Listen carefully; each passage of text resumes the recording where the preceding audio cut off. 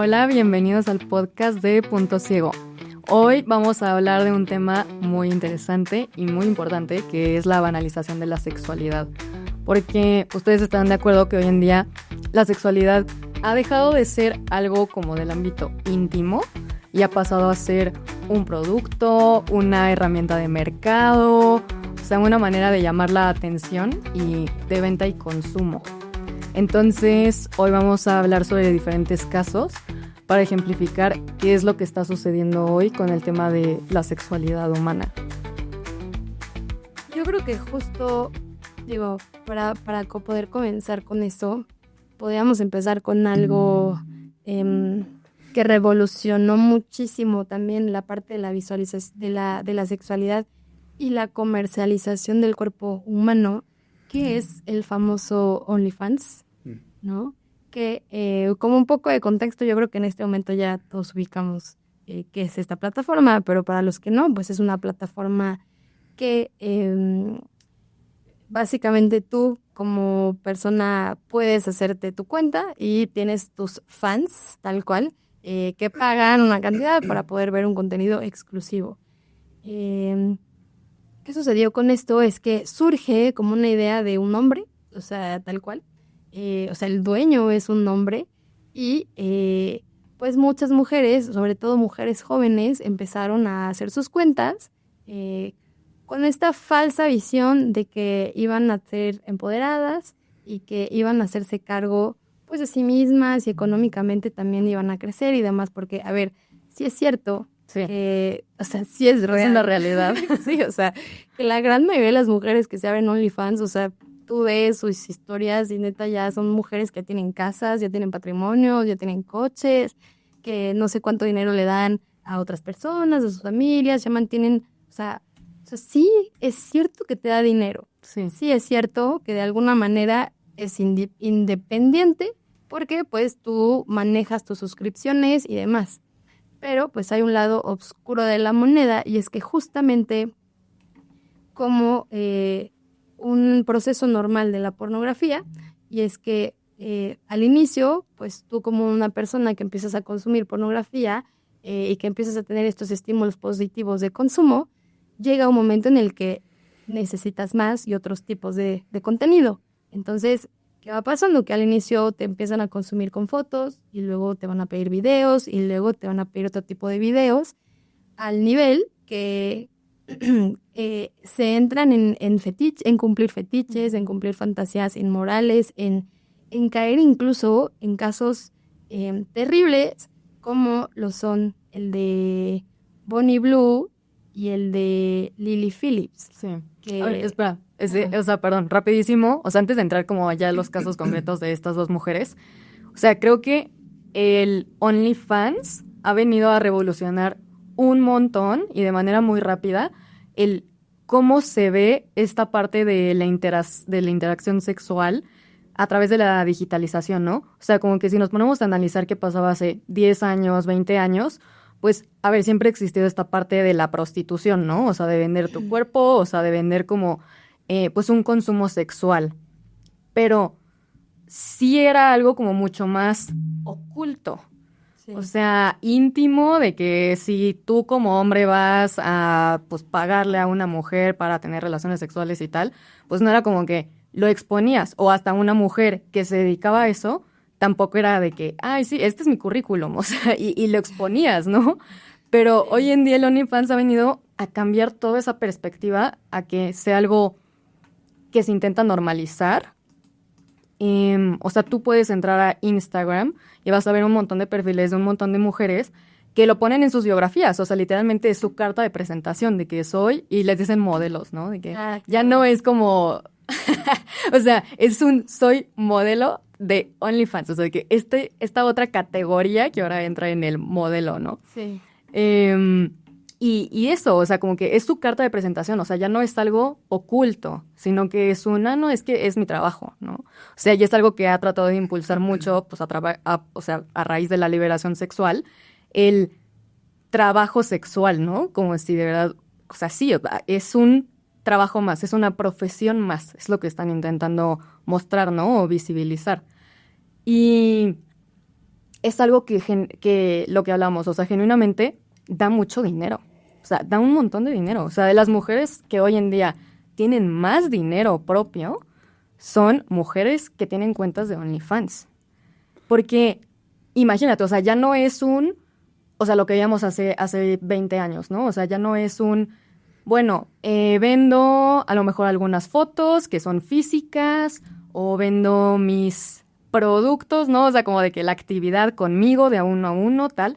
No, o sea, ahora es un producto masivo. O sea, grabas un video y hay 1,000 personas en 1,000 lugares del mundo, en 1,000 países diferentes, que pueden consumirlo y que están pagando una suscripción. La verdad no sé bien cómo funciona OnlyFans, pero están, o sea, pagando constantemente. Entonces ya no estás expuesta nada más como a un hombre, a, no sé, 10 hombres a la semana, algo por el estilo. O sea, ahora son cientos de miles al mismo tiempo en diferentes lugares.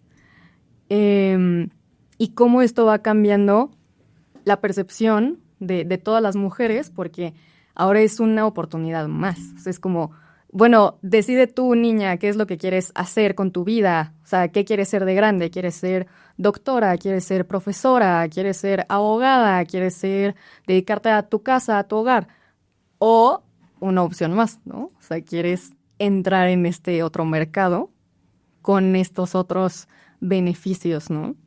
Sí, no, y que justo a lo que dices es cómo se ha transformado esta visión de si es a través de OnlyFans, está bien, ¿no? Uh-huh. Hay el caso, Sí. por ejemplo, de Mia Khalifa, Uh-huh. que pues ella es una ex actriz, bueno, de pornografía, porque ahora pues lo hace como con su propio contenido. Y ella, yo me acuerdo perfecto que hubo un momento en el que criticó muchísimo a Pornhub. O sea, hablaba de lo violentos que eran, de pues cómo ella se sentía muy humillada, acosada. Ella empezó a los 21 años a crear contenido y fue muy breve el tiempo que creó contenido pornográfico en Pornhub.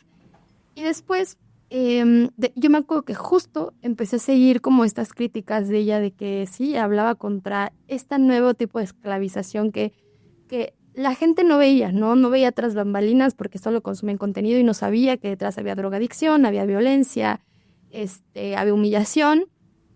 Pero de repente un día sale a decir como, sí, pues estoy en contra de eso, pero encontré la forma de ya no ser un objeto de consumo de alguien más. O sea, como que ahora me voy a empoderar y voy a... Ya no es el productor que me está Sí. diciendo ponte aquí y haz esto. Sí, ahora soy yo, ¿no? Entonces ya como que lo vio, como que hasta lo empezó a promover y dijo, bueno, pues ya no salgo en Pornhub, pero síganme en OnlyFans. O sea, como después de una circunstancia traumática, ¿no? O sea, Sí. de ese estilo, alguien puede decir como, bueno, es que ya el giro de mi vida, ¿no?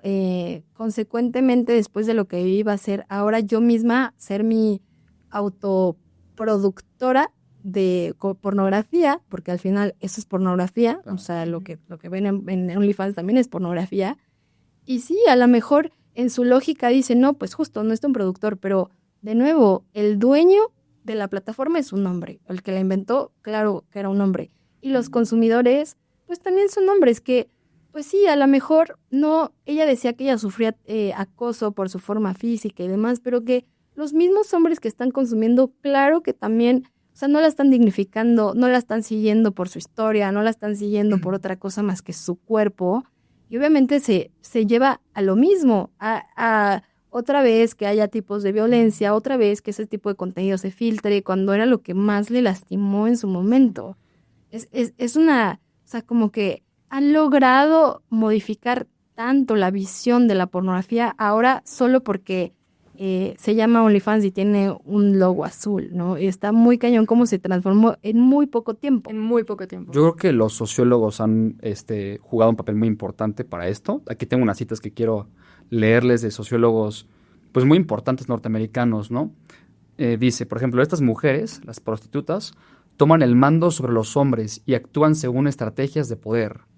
O otro, este es de Gail Rubin, antropóloga estadounidense. Todo tipo de sexo no convencional es revolucionario. Otro, vender tu cuerpo es un derecho humano. Entonces vemos justo cómo van metiendo ese discurso de que el empoderamiento, tú puedes emprender, puedes ser millonaria vendiendo tu cuerpo, compartiendo lo más íntimo y lo más privado de tu persona, que en el fondo es lo más superficial, tu cuerpo, lo de menos, no es lo de adentro. Haces esto y vas a ser muy rica, ¿no? Entonces a mí me molesta mucho cómo se va camuflajeando y se va relativizando, que, a ver, en el fondo da igual que sea algo más regulado, es algo completamente inmoral, que le hace daño tanto a los hombres que consumen, porque claro que trae consecuencias ver pornografía y pasar tu vida viendo mujeres desnudas que no conoces.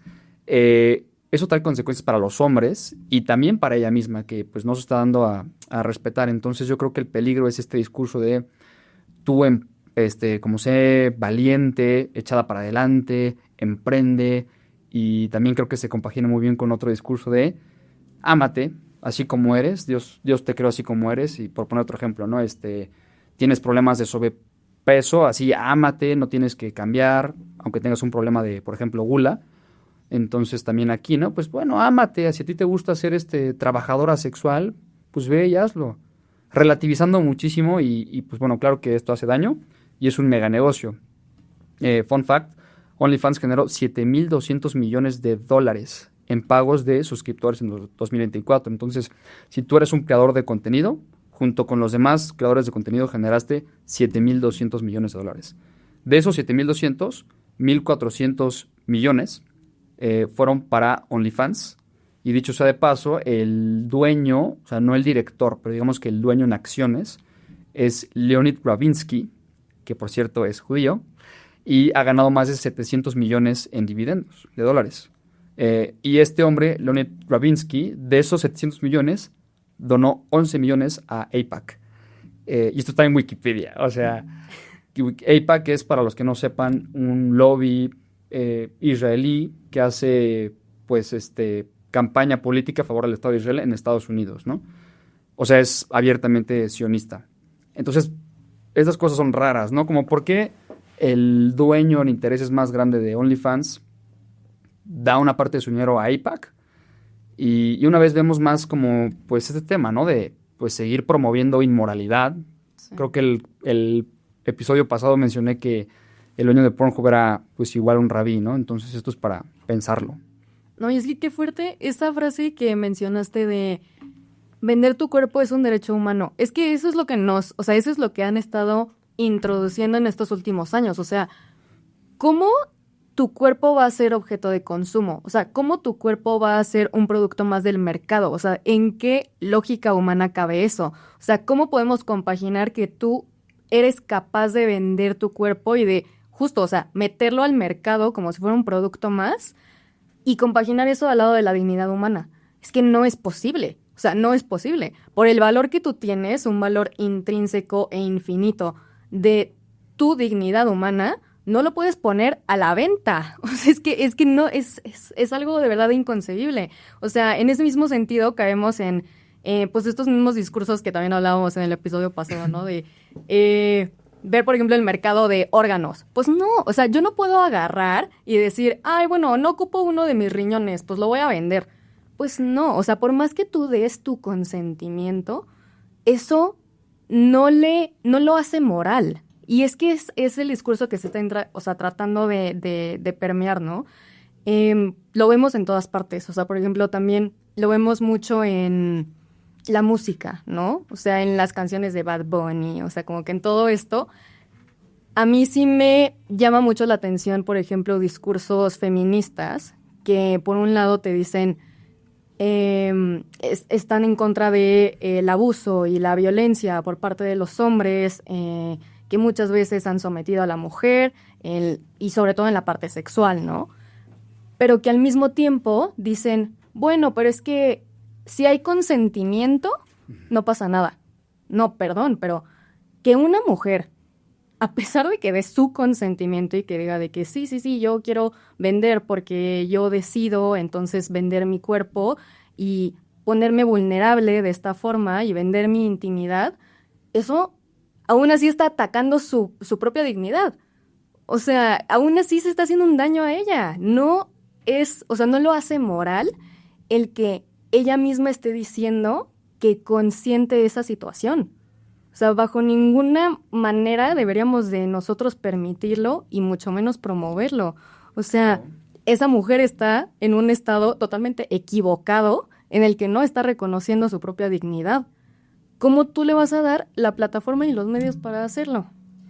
100%. Y justo retomando lo del tema del feminismo, y es que justamente yo en Twitter, en mis mayores funas contra el feminismo, es justo por qué, o sea, el cuestionar por qué el feminismo aprueba, o sea, y he hablado con feministas que lo dicen abiertamente, la prostitución. O sea, antes de OnlyFans, muchas feministas hablaban de los derechos de las mujeres, De las trabajadoras sexuales. Porque aparte, de nuevo, ¿no? La palabra trabajo, o sea, es que es un trabajo, ¿no? Sí. Y yo me acuerdo que una vez también escuchaba una historia de que en la misma ONU, en la CSW, que es la Conferencia para la Mujer, en las Naciones Unidas, los grupos feministas,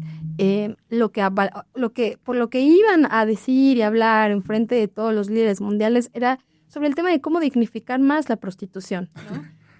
De verdad, o sea, incluso sus propuestas era de que no, pues es que para romper con el que las mujeres tengan un padrote, ¿no? Y vivan como que bajo esos términos, hay que promover el que empiecen a tener terminales, o sea, de que igual, o sea, de verdad que eran iniciativas que sí pasaban, o sea, que se discutían, de que no, pues es que en lugar de que o sea, que ese dinero tenga que ir a una cuenta de un padrote y demás, rompamos con ese tipo de esclavitud y que las mujeres tengan, pues, o sea, su propia terminal, que ellas puedan hacer factura, o sea, como que como en si lugar eso lo de... hiciera más digno. Sí, o sea, como que en lugar de... Porque al final la prostitución, la realidad de la prostitución en la calle es terrible. Horrible. O sea, yo una vez también escuché un testimonio de una mujer, o sea, como después de tantos abusos quedó embarazada y a la hija la tenían secuestrada, los padrotes, y con ella las manipulaban, o sea, y a muchas mujeres prostitutas viven esa realidad, las golpean, las drogan. ¿Y quién va a abogar? O sea, realmente, ¿quién aboga por una mujer prostituta que llega a una policía y dijo, me golpeó, me asfixió? Pues van a decir lo mismo que ha permeado nuestra sociedad, pues tú te lo buscaste, ¿no? Para eso trabajas. Sí, tú diste tu consentimiento, tú eras libre de decir que querías o que no. O sea, pero las mujeres son abusadas todos los días en esas circunstancias. Bien, o sea, y la sociedad voltea a ver a otro lado porque justo es que ella quiso vivir esa vida cuando muchísimas ocasiones, a veces son las únicas opciones que les quedan. Y a veces quieren salir de ahí y no pueden hacerlo. No tienen cómo hacerlo, ¿no? Y ahora, y ese discurso feminista de que dice que sí, que el empoderamiento, que la protección de la mujer, también ya está trastornado al... es que si ya quiere, hay que dignificarlo. Si ya quiere, hay que hacerlo lo mejor posible para que se prostituya, ¿no? Lo mismo con OnlyFans, de que si le está yendo bien y se está empoderando, pues que ahora ella produzca su propio contenido, pues que ahora ella sea dueña de su dinero, sus facturas. Y mucha gente podría pensar como que al final no hay una consecuencia real porque se queden fotos. Pero justamente regresando como a los casos que mencionábamos al inicio, es que no es suficiente. O sea, llega un momento en el que para los consumidores no es suficiente. Entonces tenemos justo casos como Lily Phillips y Bonnie Blue, que son dos creadoras muy famosas que se pusieron el reto de este año. Lily Phillips de 100 hombres en 12 horas y Bonnie Blue se puso el reto de 50,000 hombres en 12 horas, pero ella misma cuenta que como habían 57 hombres en fila todavía, dijo, bueno, pues no los voy a dejar ahí, entonces hizo 1,057 hombres en 12 horas. Y que fue un aproximado de 20 segundos por hombre. Y ojo, mucha gente puede decir, de nuevo, no caer en ese discurso, así lo quiso, seguro lo disfrutó literalmente de sus testimonios.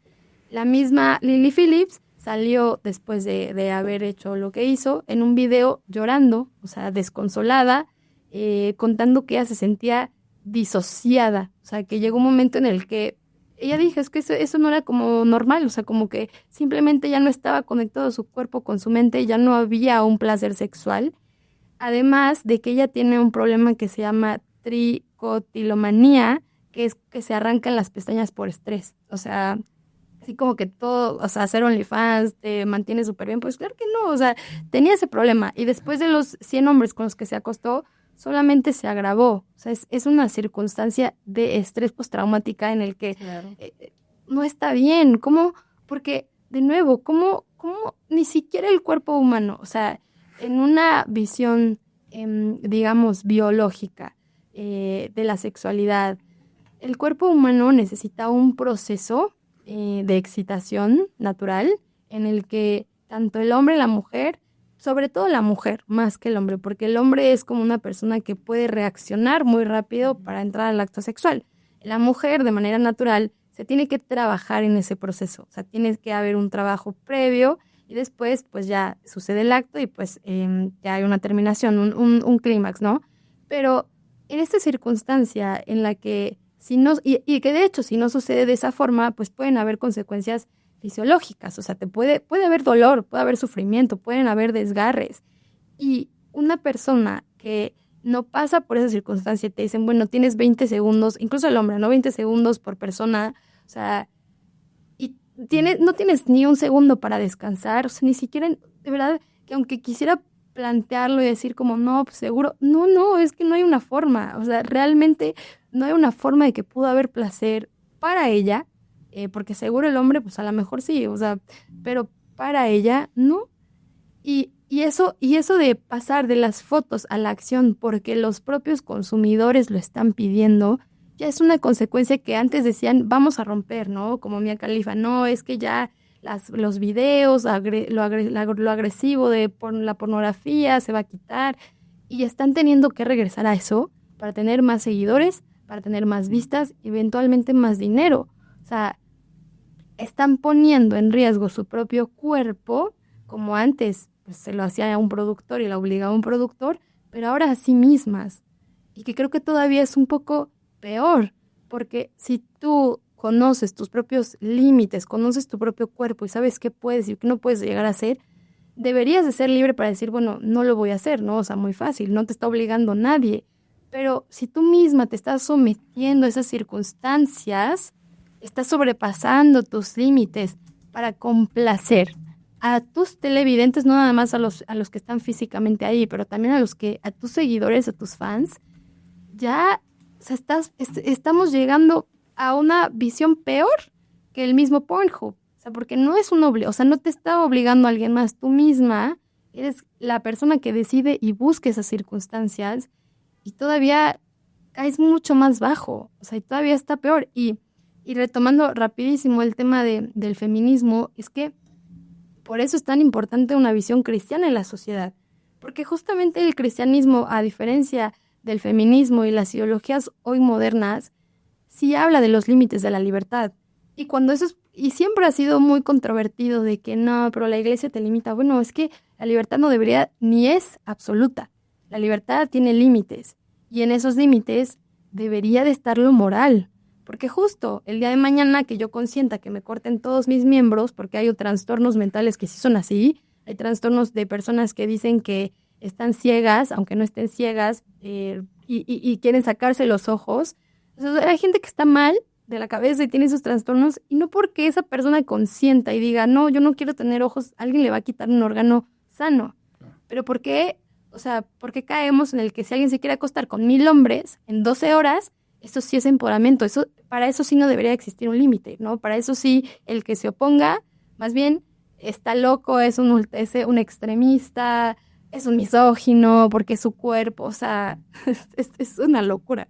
Yo creo que para cerrar este punto, o sea, podemos concluir con la reflexión de que, pues esto no empodera, esto no dignifica, esto destruye y pisotea principalmente a las mujeres, además de que le hace daño a los hombres que consumen, pero pisotea a las mujeres, porque no es que tú seas más fuerte, tú seas más grande, más importante, más valiente por dejar que otros hombres te usen. Uh-huh. Y lo único que estás enseñando con eso a los demás es que, mira, yo tengo tu atención, yo valgo porque soy bonita y porque ves mi cuerpo, me utilizas, yo te causo placer. Entonces, si analizamos esto desde un punto de vista muy racional, es todo lo contrario. Yo estoy diciendo que valgo porque te puedo hacer sentir placer y por eso soy empoderado y soy más digno. Yo creo que es exactamente pues al revés, ¿no? Esto destruye y pisotea las dignidades de las mujeres. Y así ha sido históricamente, ¿no? Con la pornografía, la prostitución y bueno, y más aún OnlyFans, solo que la diferencia es que ahora OnlyFans te lo vende, como decías, ¿no? Algo bueno y de negocios. Y digo, también quiero tocar el tema de qué papel juega hoy la sociedad para normalizarlo. No solamente es la música, no solamente es profesores. Bueno, hay otro caso muy, muy interesante, si ven que cada vez hemos degradado o bajado más el límite de la sexualidad, ¿no? Hace mucho tiempo estaba prohibidísimo sacar películas con pues, escenas explícitas, ¿no? Sí. O el arte también estaba muy baneado, todo eso. Si tú eras profesor, por ejemplo, Bertrand Russell, que es un filósofo matemático muy importante para los zurdos, él fue expulsado de una universidad en 1940 porque le enseñaba a sus alumnos que el matrimonio estaba mal y que podían tener sexo fuera del matrimonio. Y yo me imagino, pues, qué tiempos tan bonitos eran esos, ¿no? Donde la gente era, pues, decente y donde no te hipersexualizaban. Y uno puede decir, bueno, ya es libertad y es tu cuerpo, tú haz lo que quieras, si eres hombre, si eres mujer, pero son tan ingenuos, somos ingenuos todos, porque no vemos que en el fondo todo esto es para el control de ti, control personal, control político. ¿Por qué vivimos en una sociedad hipersexualizada? Porque quieren controlarte y dominarte. Hay un historiador norteamericano muy bueno que se llama Michael E. Jones, lo recomiendo mucho. Lo corrieron de Notre Dame, él era profesor ahí de historia y lo corrieron por ser pro vida, ¿no? Le dijeron que eso era muy radical en los 80s y es católica la universidad. Pero bueno, en este libro, Libido Dominandi, él dice, pues la manera de controlar y dominar a la juventud, sobre todo masculina, es a través de la hipersexualización. Porque todos los hombres tenemos este impulso vital, o sea, esta energía para hacer grandes cosas, para hacer grandes proyectos, ¿no? Salvar vidas, ir a la guerra, emprender. Y literalmente la pornografía o la hipersexualización te castra, te mantiene pues ocupado, te distrae, te causa placer unos segundos, pero literalmente te agota toda esa energía, ese impulso vital que los hombres tenemos. Y esto es algo obvio. ¿Cómo quieres tener a hombres pasivos? Pues bueno, tenlos ahí viendo OnlyFans, ¿no? Y los vas a hacer pues débiles. Entonces, pues mientras todo el mundo habla de empoderamiento, libertad, negocio, derechos, pues en el fondo esto es nada más control, control, control y más control. Sí, justamente hablando del tema del control, hay una teoría que es justo la ventana de Overton, que es cómo hacer que lo inmoral sea aceptado en una sociedad. Y pueden buscar esa teoría porque otra vez no es teoría de conspiración. De hecho, la ventana de Overton toma de ejemplo el cómo normalizan la sociedad el canibalismo, ¿no? Algo que es totalmente inmoral y que la gente se debe poner, como muchísimas cosas en la sociedad hoy en día, que antes eran súper prohibidas, como decías, ¿no? Antes eran vistas como algo muy malo y que no se hacía por lo mismo, pero hoy en día ya tenemos todo lo opuesto, ¿no? Y esta ventana de Overton funciona de esa forma, es una estrategia social para que por diferentes pasos empieces con esta normalización. Y todo va hacia el discurso, va cómo vas modificando las mentes de las masas para que después, en lugar de cuando algo estaba moralmente condenado, poco a poco las mismas masas lo vayan aceptando, pero bajo discursos como es mi derecho, yo consiento, es que es bueno, es que por el tema de la libertad. Y entonces pues va explicando como el paso a paso con este tema del canibalismo y decía como primero pues es algo que la gente rechaza y le da miedo, después de partes empezando a meter la duda, ¿no? Que ¿por qué está mal? ¿O quién dice que está mal? Atacas a la iglesia porque la iglesia siempre es la moralista en la sociedad y la mala en la sociedad porque te limita. Y después empiezas a tener este tipo de figuras que empiezan a hablar a favor de estos temas, empiezan a modificar la visión de la sociedad y empiezas a generar lobbies. Estos lobbies con dinero empiezan a modificar estas visiones sociales hasta que llega un momento en el que bajo el mismo discurso, por eso todos los temas como pornografía, como aborto, vienen bajo frases repetitivas que se quedan en el inconsciente de las personas como justo, lo hago porque me empodera, lo hago porque es mi derecho, lo hago porque soy libre y es mi cuerpo, ¿no? hemos escuchado tantas cosas así en otros temas inmorales, y terminamos teniendo sociedades como la nuestra hoy en día en la que acepta este tipo de cosas que son totalmente, pues digamos, primitivas incluso. O sea, cuando antes la mujer se le custodiaba muchísimo, incluso en el vestir, en quién la acompañaba y demás, ahora lo opuesto a lo que el feminismo decía que quería lograr, la mujer es una nueva esclava hasta de sí misma para los temas de la sexualidad. O sea, y hay un caso que también, por ejemplo, que empieza a entrar, que es también el tema de la pedofilia, porque hay una bueno, no adolescente, pero joven, Lily Tay. Ella empezó a hacer contenido desde los 9 años en YouTube. El día que cumplió 18 años se abrió OnlyFans y generó más de $1 millón en 3 horas, ¿no? O sea, estamos viendo que todavía vemos, la gente estaba esperando de que al minuto 1 para que cumpliera 18, pero a los 18 todavía eres bastante chiquita, o sea, solo es un número que va cambiando en tu legalidad en el mundo, ¿no? O sea, pero ¿quiénes están detrás de ese contenido esperando a que las niñas tengan 18 para ahora sí poder ya decir, ya tengo el permiso para sexualizarte, ya tengo el permiso para consumir tu cuerpo? O sea, y mucha gente salió a felicitarla de que no, que bien, que diste este paso, porque obviamente el contenido que creaba cuando era niña, pues era para niños. Y de ahí da este brinco a ahora empezarse a sexualizar cuando todavía ni siquiera su cuerpo ha terminado su desarrollo completo, su cerebro tampoco ha terminado de desarrollarse. Y ya vemos que empezamos a romper también estas barreras de que sí, y si el próximo año alguien decidiera que el máximo de edad era a los 17 o a los 14, la gente estaría también esperando al minuto 1 para poder consumir, ¿no? Y a veces, digo, en Pornhub hay muchísimo contenido que es de menores de edad. O sea, hay muchísimas menores de edad que se han encontrado porque ese contenido que se sube no lo administra la plataforma. Son personas independientes que suben videos y se han encontrado múltiples casos de abuso sexual a menores de edad. Y están ahí porque hay consumidores. O sea, y como hay consumidores, pues obviamente los dueños no los quitan. No, o sea, ahorita siento que estamos hablando de temas que son muy fuertes y que por lo mismo pueden ser muy obvios, ¿no? O sea, el tema de OnlyFans, o sea, como que el tema de pornografía y tal. Pero una de las cosas que mencionabas, Andrés, es como en la sociedad hoy en día se está tratando de normalizar con cosas sutiles, ¿no? O sea, ¿por qué una niña, o sea, tan corta edad, está ya empezando a hacer contenido de cierto tipo, ¿no? O sea, de que qué es lo que está sucediendo. Y una de las cosas que a mí me llama mucho la atención, que también, o sea, tiene relativamente poco, o sea, son los conciertos que están celebrando en los años más recientes, como con las artistas famosas mujeres, que son relativamente chicas, o sea, yo creo que pues, eran un poco más chicas que yo. O sea, les pongo, por ejemplo, algunos ejemplos de algunos casos. Sabrina Carpenter, ¿no? La conocen. Sabrina Carpenter, ella fue una actriz de Disney Channel. O sea, ella desde pequeña salía en una serie y salía en algunas películas y así. Entonces, ¿eso qué hace? Pues la vincula como con el contenido para niños, ¿no? Y entonces los niños que la ven y que la veían en la serie, pues cuando ella sale de Disney, pues siguen su trayectoria como cantante. Hoy en día es de las cantantes más famosas.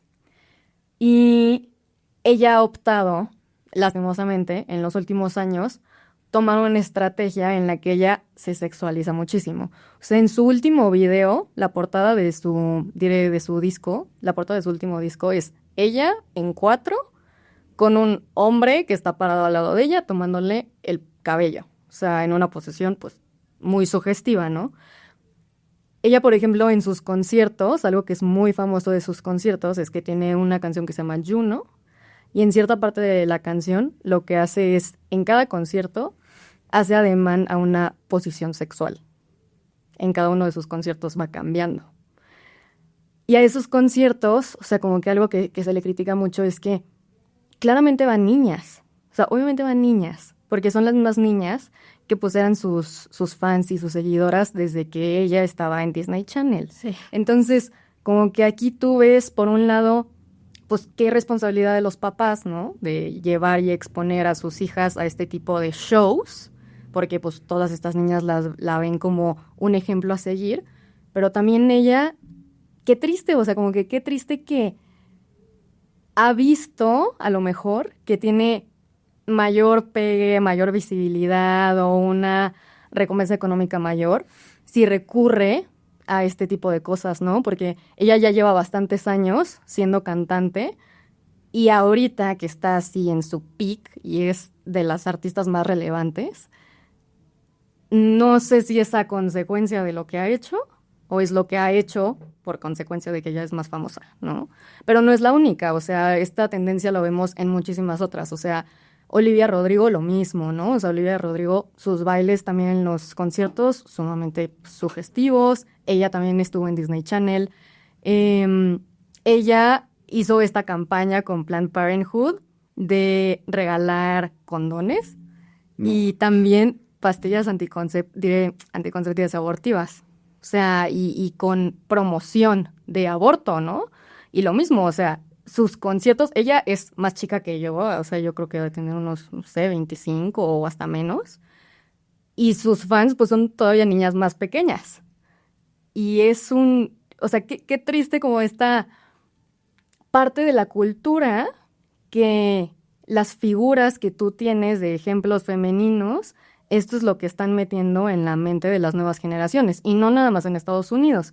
O sea, otro caso que es súper famoso es el de Aitana, cantante española, que pues ella también durante muchos años fue muy conocida como, pues por ser una persona como muy dulce, muy amable, con muy bonita voz, o sea, con canciones como románticas y así. Y en su última gira, en sus conciertos, de verdad es que tú ya no sabías si pagaste para ir a un concierto para escuchar su voz como cantante o para ver un espectáculo aquí de striptease, o sea, pero una cosa, o sea, de verdad, horrible, o sea, a mí, yo, de verdad, cuando vi eso, yo dije, no manches, o sea, yo la relacionaba con que me gustaba muchísimo su voz y me gustaban sus canciones y así, y hasta en un punto me hubiera pensado de que, ay, sí, era un concierto de ella, y imagínate llegar a un concierto y ver eso, y vine aquí con mi esposo, o sea, ¿sabes de qué? O sea, ¿qué es esto? Yo creo que son de las dos cosas de que decías de si ella lo logró porque la industria le paga más o también ella quiere, es que la cultura te lleva a hacer eso. Hasta la ropa, Agustín Laje saca una reflexión muy buena en el libro este de Generación Idiota, que hoy como que toda la ropa está hecha para adolescentes, tanto la de niños como la de adultos y ancianos, y es una ropa como muy ajustada y sexualizada, ¿no? Sí. Y es algo que a mí pues me desagrada bastante, ¿no? Yo cada vez veo más como a niñitas así de 8 años o 9 que ya tienen el outfit como si fueran pues niñas que salen en la noche de antro, ¿no? Con leggings pegaditos. Y lo mismo a señoras de 60, 70 años, ¿no? Que ya están pues en una época, a ver, la maduración no tiene nada de malo, ¿no? Y el envejecimiento tampoco. Pero yo creo que se ve reflejado mucho en tu manera de vestir, en tu manera de cuidar tu integridad como persona, tu pudor. Y cuando veo yo a estas niñas de 9 años y a señoras de 60 años usando leggings y escotes y todo eso, a mí me dice, pues bueno, pues son víctimas de que hasta las mismas industrias de ropa quieren que tú vivas de una manera sexualizada. Sí, no hay otra opción. No hay otra. Y quieren, porque es la moda y porque lo hacen, obviamente, para que se vea bien, ¿no? Y también, o sea, los anuncios, o sea, estamos muy acostumbrados y también es muy desagradable. El otro día iba manejando a mi casa y un camión de estos de transporte X tenía pues literalmente pues la pintura de una mujer así en bikini, pero semi encuerada. Yo dije, ¿por qué tengo que estar viendo esto mientras manejo, no? O sea, como que debería estar baneado que, pues no sé, en espacios públicos mínimo, un camión de basura tenga una presentación pues agradable. Y yo creo que muchos pueden pensar, oye, este tipo es un puritano, ¿no? Pero no creo que nosotros estemos diciendo que el sexo sea algo malo. De hecho, ahorita vamos a hablar cuál es la visión cristiana del sexo. Pero yo creo que es muy importante que entendamos que todo esto hace mucho daño, ¿no? Platón decía que todo lo que ves y escuchas, digámoslo así, que genera un orden en tu alma. Porque el ser humano es mimético, es imitador. Entonces, si tú escuchas todo el tiempo música que denigra a la mujer, inconscientemente vas a empezar a denigrar a las mujeres con tus acciones. Claro. Y si todo el tiempo ves a mujeres en escotes o sexualizadas, pues constantemente vas a buscar solamente eso a las mujeres. Entonces Buscar más. buscar más y más. Yo creo que lo que vemos es, por así decirlo, una ventana para nuestro corazón y yo sé que suena muy cursi, pero es una realidad, ¿no? Sí tienes que cuidar mucho lo que ves, lo que escuchas y cómo vistes, ¿no? Esto tiene funciones pedagógicas para la sociedad. No, y que además hay un dato importante y es que hay estadísticas que dicen que la edad en la que los niños empiezan a consumir pornografía en promedio es entre los 8 y 9 años. Y ese consumo es de pornografía que ellos no estaban buscando. Sí. O sea, es algo que justo es que te llega de A lo que repente. estuvieron Sí, expuestos. algo que en un anuncio, en un video musical, o pornografía auditiva, en una canción. Entonces, desde los 8 y 9 años, los niños hoy están consumiendo pornografía de algún estilo, de algún tipo, y a veces sin ese consentimiento de que lo quería y lo quería consumir, ¿no?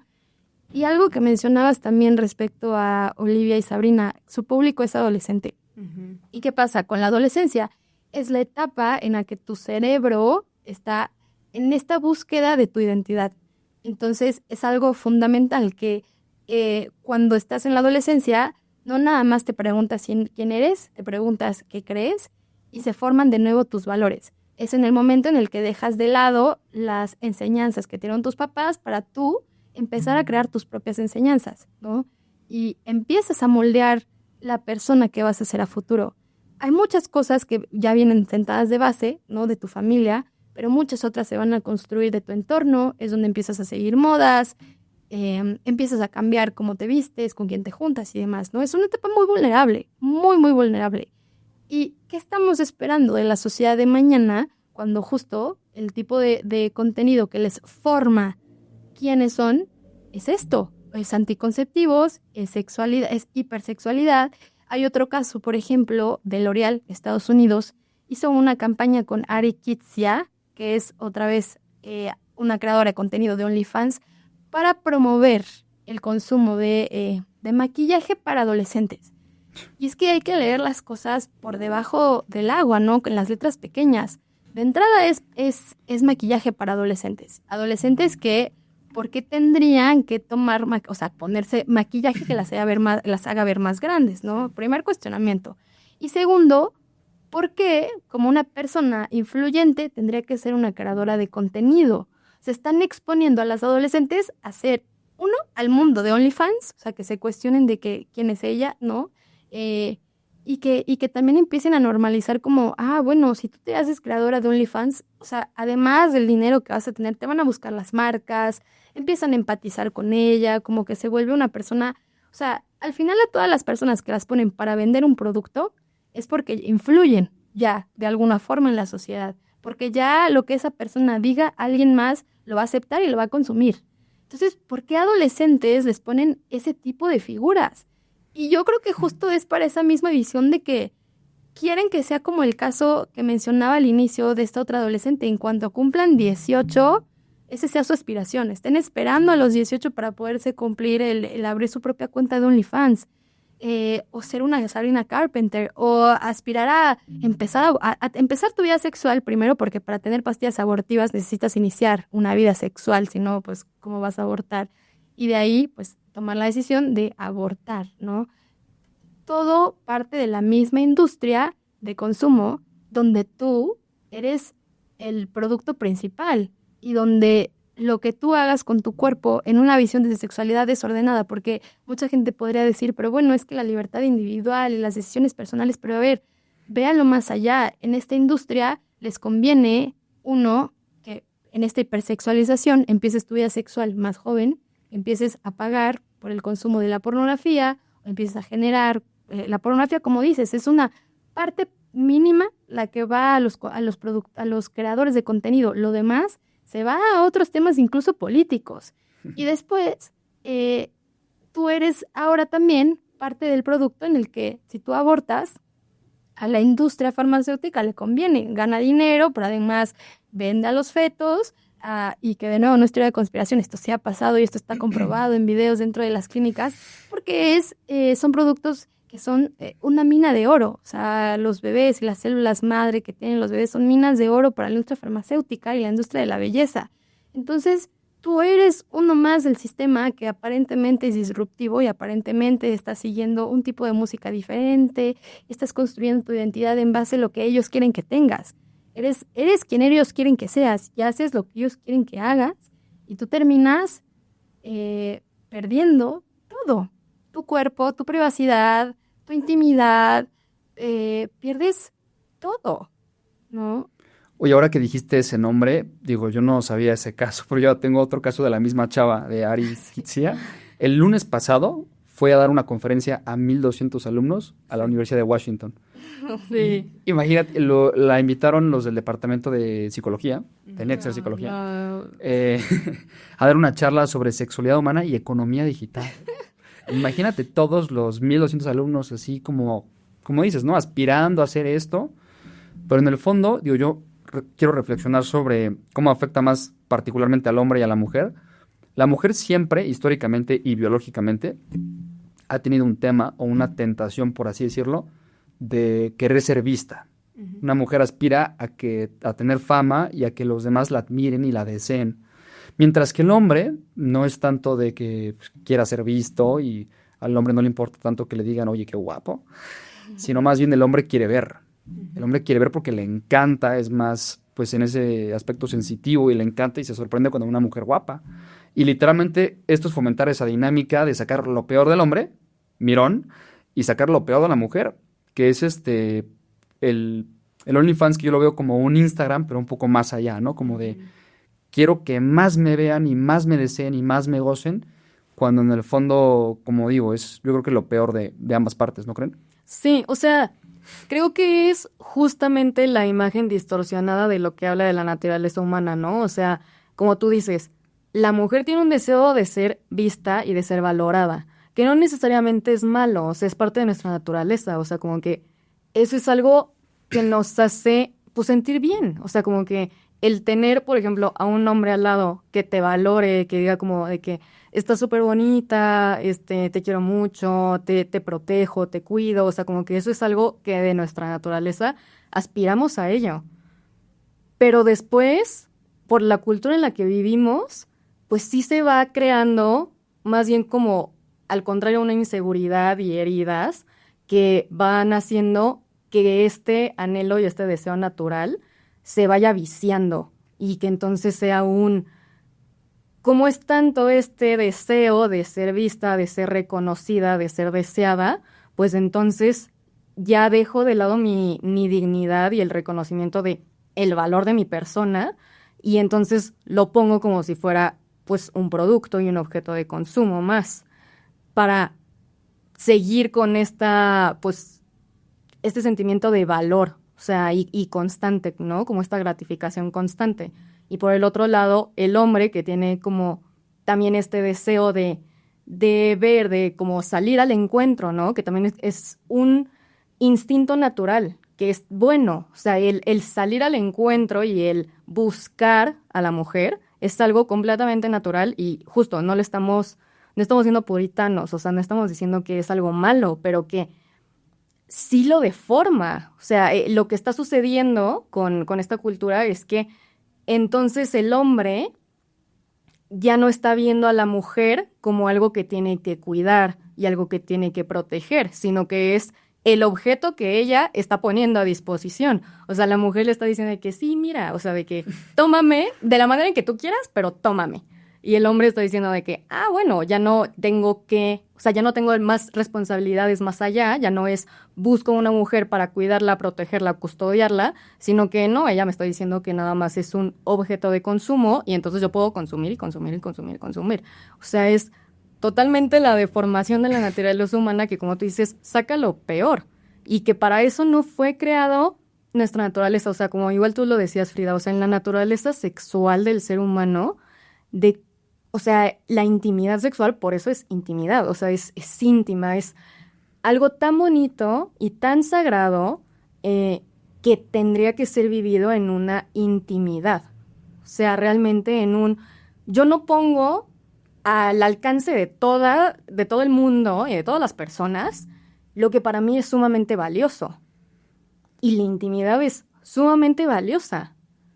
Pero entonces ahora lo que se está haciendo, que es el tema del podcast, es banalizarlo. Es decir, no, esto ya no es importante. De que es algo que yo puedo vender, es algo que puedo subir a las redes, es algo que yo puedo poner en el mercado y entonces ya no somos importantes. O sea, ahorita que tú hablabas de la compra y venta de fetos, pues es que sí, o sea, de que es que eso es lo que estamos haciendo, ¿no? O sea, estamos vendiéndonos a nosotros mismos. O sea, si ya está en el mercado mi cuerpo, yo como mujer lo puedo poner a la venta, pues claramente se va a poner a la venta pues a los bebés que no son deseados, ¿no? Y que los deshumanizan, porque no podemos ver esto como una teoría de superconspiración, porque la pornografía es lo mismo, ¿no? Son unos principios, es un deshumanizar a la mujer, decir que como que si fuera una máscara, ¿no? O sea, que yo en un momento en mi vida soy persona y tengo una dignidad, pero cuando ya me meto a las redes y me meto a OnlyFans, pues no, ya soy una cosa. Es lo mismo que sucede con los bebés no nacidos. O sea... Sí, y justamente hablando ya y entrando en el tema de la visión cristiana, justamente creo que al contrario, como la sociedad siempre marca a la iglesia como la limitadora de todo, y es que creo que justo el hombre no está listo para una libertad absoluta, ni debería de tenerla, ¿no? De nuevo a esta visión de que él mismo, con esa tendencia y esta concupiscencia que tenemos al mal, con una libertad absoluta, pues estamos viendo que se hacen cosas totalmente deshumanizantes y atroces. Por eso la moral es tan importante en los temas de libertad y en los límites a esa libertad, que es la visión que el cristianismo te da. Busca que seas libre, pero una libertad que sea plena, en plenitud, en la que vivas tu sexualidad de manera en la que te haga sentir feliz y amado, no con esta visión trastornada de la sociedad actual, pues totalmente como un objeto y un objeto de consumo. Y muchas personas dirían como, no, pues es que la iglesia está la que está loca porque lleva los límites, el tema de la sexualidad, cuando no. Si lo vemos en contraste con, por ejemplo, el Islam, ¿no? La razón por la que las mujeres se cubren por completo es porque, y en contraste con el cristianismo, es porque el hombre no es capaz de controlar a sí mismo sus impulsos sexuales. Entonces, la mujer, que es como que la que provoca esos impulsos sexuales, tiene que cubrirse por completo porque el hombre no puede, es un animal que no se controla. Y durísimo, porque hay niñas viviendo en países islamistas que también están cubiertas. Niñas, o sea, que ni siquiera puede haber un límite del hombre frente a una niña, un bebé, ¿no? Contradictoriamente contra el cristianismo, que pues lo que decía Cristo, ¿no? O sea, si tú ves a una mujer mal, pues mejor sácate los ojos. O sea, el problema eres tú, no es ella, ¿no? Que claro que es un tema complementario, porque también, pues, yo no puedo salir aquí en ropa interior y esperar que no me vean, ¿no? O sea, porque obviamente no es lo que va a pasar. Pero claro que el hombre también decide cómo verme, ¿no? Y si el hombre en esa sociedad, para mí, yo solo es mi cuerpo, o sea, pues es lo único que se va a fijar de mí. O sea, están haciendo todas estas mujeres que irónicamente dicen que buscan este empoderamiento, a que las mujeres nos reduzcan los mismos hombres a eso, a lo que le podemos dar visualmente, un poco lo que tú también decías, Andrés. Pero la sociedad que vivimos, la sociedad occidental, si no vivimos en este extremo como el Islam y que no te apedrean por enseñar tu cabello o tu tobillo, es gracias al cristianismo. O sea, el cristianismo llegó a esta sociedad para enseñar, uno, la dignificación de la mujer, porque fue desde la época romana el primero que dijo que la mujer era valiosa y que no se le podía desechar y que tampoco se le podía desechar a sus hijos, porque muchos hijos que sí nacían fuera del matrimonio, el hombre no se hacía responsable. Entonces la iglesia entró para decir, no, tienen que ser custodiados los dos. Primero la mujer en esta visión y luego también sus hijos, ¿no? El cristianismo empezó a hablar también de la libertad que tenía también la mujer para incidir en la sociedad que estaba a la par del hombre. O sea, fue la iglesia la que empezó a abogar por los derechos de las mujeres, ¿no? Fue la iglesia por la que empezó a abogar porque pudieran tener acceso para estudiar, y etcétera, etcétera. O sea, la iglesia siempre fue antes que el feminismo. El feminismo nunca se puede, ni se va a poder robar esa bandera porque es falsa. O sea, y que además no vivimos en esa misma realidad que en el Islam, en donde necesitaríamos esos grupos feministas que estuvieran ahí, pero no lo están. Al contrario, están en una sociedad cristiana donde tú tienes ya todos esos derechos, pero ahora, irónicamente, el feminismo es el que está trastornando por completo la visión de la mujer en la sociedad, haciéndola pues lo opuesto a lo que en sus inicios estos discursos querían, ¿no? Y creo que justo entrando en los temas del Islam, Pintor, yo quisiera ver o pedirte que puedas profundizar más en cómo lo ven también. Vale, digo, nada más antes quiero, o sea, mencionar un poco de cosas de la Iglesia Católica, o sea, la visión de la sexualidad, según la Iglesia, para que se entienda más el contraste con el Islam. Pero a ver, o sea, para la Iglesia el sexo es tan importante, no es malo, es importante, que se eleva a un acto de amor. La sociedad de hoy, perdón, ve al sexo como algo simplemente, pues así como darle un beso a una persona, o peor, ¿no? O agarrarle la mano. Creo que hoy hasta es más íntimo agarrarle la mano a una persona que tener sexo con otra. Y eso es una locura porque biológicamente y neurobiológicamente cuando tú tienes sexo con alguien, dejas ciertas hormonas en el cuerpo de esa persona y hay un intercambio no solamente biológico, sino también espiritual, que hace que no puedas olvidar a esa persona por un tiempo. Entonces, el cristianismo siempre ha tenido la visión del sexo, que es un acto ordenado para amar a los demás, y dentro del matrimonio ordenado hacia la procreación, ¿no? Hoy se dice mucho que el matrimonio es simplemente para amarse, y eso es una vil mentira. Eso se empezó a repetir en la Revolución Sexual en los 60s o 68. El matrimonio siempre fue una institución para fundar una familia, para tener hijos, pues sí, para amar, pero no solamente o exclusivamente, ¿no? O sea, el fin siempre ha sido tener hijos y educar a la prole, porque le estás contribuyendo de esa manera a la sociedad. Y en el Islam vemos todo lo contrario, ¿no? O sea, el matrimonio, la familia es un chiste, perdón que lo diga así, pero claro que es un chiste. Para empezar, ellos tienen una concepción del divorcio que es algo completamente normal. Obviamente, si tú buscas en internet te va a decir no, y lo ven como algo indeseable, pero la realidad es que, número uno, el divorcio es algo viable. O sea, se puede hacer un divorcio. En la Iglesia Católica no se puede.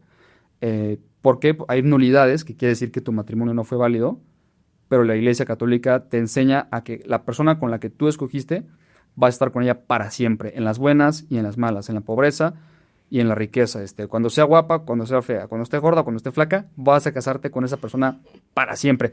En el Islam, lo único que tú tienes que hacer para divorciarte es el marido, porque la mujer no puede solicitar divorcio, a menos que la hayan abusado y haya 5 mujeres de testigo. Pero un hombre lo único que necesita es, bueno, me divorcio de ti. Así, las palabras, me divorcio de ti, adiós. Y ya está consumado un divorcio. Por eso digo que es un chiste, ¿no? Cuando tú fomentas mucho el divorcio, lo que le dices a la sociedad es, la familia es un contrato simplemente. No es algo de amor, no es algo eterno, no es algo más allá de una relación económica que te dé beneficios a ti, propiedades a mí. No, es algo importante, ¿no? Y esto lo vemos con el fundador del Islam. Mahoma tuvo 10 mujeres y 2 concubinas. La tercera mujer que tuvo, esposa, era una niña de 9 años, la desposó de 9 años. Sí. La novena era judía. Digo, estas son cosas importantes porque en el Corán se dice, las reglas escritas por Mahoma, que tú solo puedes tener 4 esposas. Bueno, él tuvo 10. Y se dice que no puedes tener de otras religiones. Él tuvo una esposa judía. Y me parece que de sus concubinas una era también cristiana, copta, de Egipto. Luego, otra locura es que en el Islam, además de este matrimonio formal relativamente, hay otra cosa que se llama matrimonio por tiempo, matrimonio temporal o placer. Entonces hay muchos tipos de matrimonios que son literalmente contratos que duran, no sé, 1 o 2 años, y bajo ese contrato tú ya estás libre de tener sexo con la mujer. O sea, como si fuera una prostitución. Uh-huh. Y aquí tengo algunos ejemplos de esos matrimonios que se permiten en Irak, Arabia, Egipto, Qatar y Afganistán. Es, por ejemplo, el matrimonio del piloto, que durante un vuelo muy largo, el piloto puede tener sexo con las azafatas. Entonces hacen un contrato y es el matrimonio del piloto donde puede tener sexo con las azafatas, ¿no? Y solamente si haces el contrato, pues ya está bien que lo hagas.